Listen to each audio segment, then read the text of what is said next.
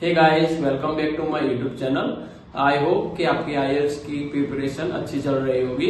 आज मैं आपको आईएल्स के लिसनिंग मॉड्यूल के बारे में बताने जा रहा हूँ और मैंने आईएल्स एकेडमिक दी है और मैंने जस्ट 8.5 बैंड स्कोर किया है। तो मैंने सोचा कि आपको भी थोड़ी टिप्स एंड ट्रिक्स शेयर कर दूँ।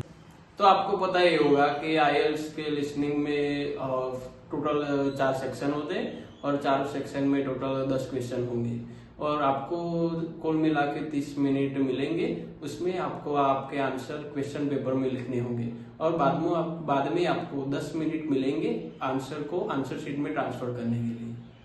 तो बेसिकली आईएल्स के जो पहले 2 सेक्शन होते हैं वो इजी होते हैं compare to last 2 section. Last 2 section में ऑडियो क्लिक थोड़ी ज्यादा फास्ट रहेगी, लेकिन इतनी भी टफ नहीं।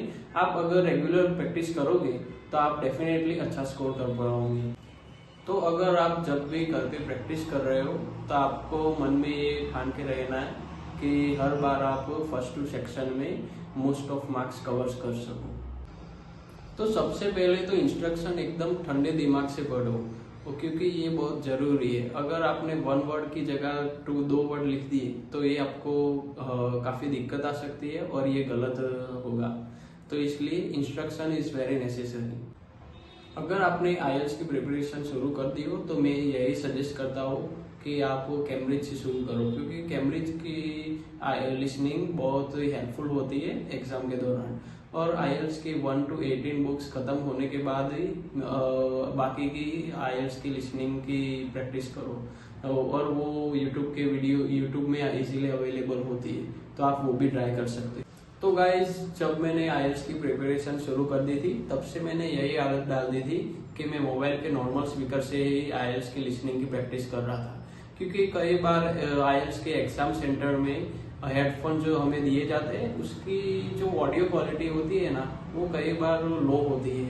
तो अगर आप मोबाइल के स्पीकर से प्रैक्टिस करोगे तो आपको कोई दिक्कत नहीं आएगी और आप इजीली गुड स्कोर अचीव कर पाओगे। और जब आप आईएल्स की प्रिपरेशन करो तो always use pencil, because pencil क्योंकि आपको एग्जाम सेंटर में पेंसिल ही मिलेगी। एंड गाइज, मैंने जब लिसनिंग की प्रैक्टिस शुरू की तब मैं डेली 4 to 5 लिसनिंग की प्रैक्टिस टेस्ट दे रहा था और मैं आपको यही सजेस्ट करता हूँ कि आप भी रेगुलर टेस्ट दो, क्योंकि अगर आप रेगुलर टेस्ट नहीं दोगे तो आपके डिजायर्ड स्कोर आप अचीव नहीं कर पाओगे। एंड शुरुआत में जब भी आप लिसनिंग की प्रैक्टिस दो तब आप मार्क्स पे फोकस मत करो, क्योंकि आपका जो मोटिवेशन होगा वो डाउन भी हो सकता है।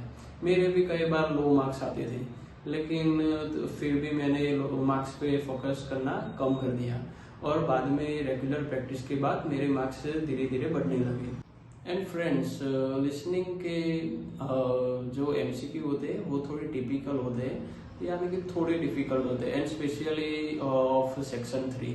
लेकिन सबसे पहले तो मैं आपको यही सजेस्ट करूंगा कि सबसे पहले तो एमसीक्यू को आप पूरी तरह समझो और जो उसके ऑप्शन होते हैं उसको पेंसिल से उसके कीवर्ड को हाईलाइट करो। एंड फ्रेंड्स, लिसनिंग के जो एमसीक्यू होते हैं वो थोड़े टिपिकल होते हैं, स्पेशली सेक्शन 3 के, क्योंकि उसमें 3 से ज्यादा लोग बात कर रहे होते हैं तो हमें समझना काफी बार मुश्किल होता है। लेकिन मैं आपको यही सजेस्ट करूंगा कि आप सबसे पहले पूरी कंसंट्रेशन से लिसनिंग को पूरा सुने और एमसीक्यू को कम्प्लीटली समझे और एमसीक्यू के जो ऑप्शन होते हैं उसको पेंसिल से हाईलाइट करें, ताकि आप जब लिसनिंग शुरू हो जाए तब आप तुरंत उसे कैच कर सकें। And guys, now we will talk about the fill in the blanks. It is one of the most easiest part in listening module. Fill in the blanks जब भी आए और आपको जब 30 सेकंड का टाइम मिलेगा तब आपको फिल इन द ब्लैंक्स को पूरी तरह देख ले और जब लिसनिंग शुरू हो जाए तब एक साथ 2 फिल इन द ब्लैंक्स को मन में रखना। और क्योंकि लिसनिंग में कई बार एक फिल इन द ब्लैंक्स चली जाती है और हम एक ही क्वेश्चन पे स्टिक हो जाते हैं, तो हमें पता भी नहीं चलता कि कब लिसनिंग आगे बढ़ गया।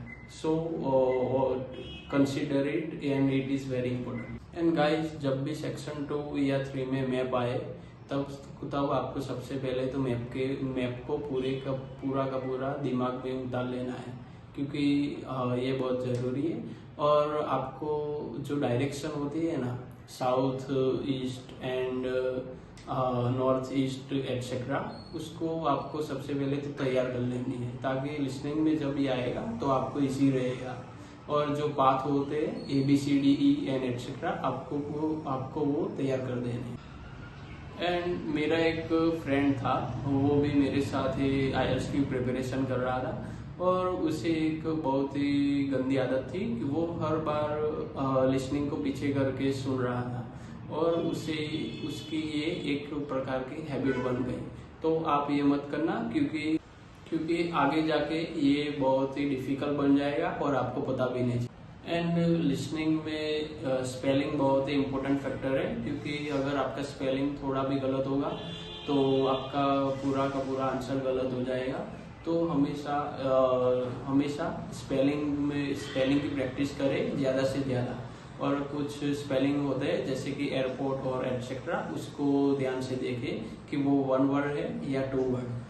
एंड जब भी आप प्रैक्टिस कर रहे हो लिसनिंग की, और जब आंसर लिख रहे हो, तब हमेशा कैपिटल लेटर में लिखो, क्योंकि जब आप आंसर शीट में आंसर ट्रांसफर करोगे तब आपको कैपिटल में ही लिखने का रहेगा।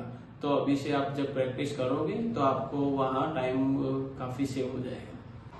तो गाइज, ये थी मेरी tips and tricks for the IELTS listening. And ये छोटी छोटी बातें बहुत ही इंपॉर्टेंट है, और ये डेफिनेटली आपके बेंच स्कोर को अफेक्ट करेगी, तो आप इसे फॉलो करना। एंड आई होप आपको ये वीडियो अच्छी लगी होगी। And thank you so much for watching my YouTube video.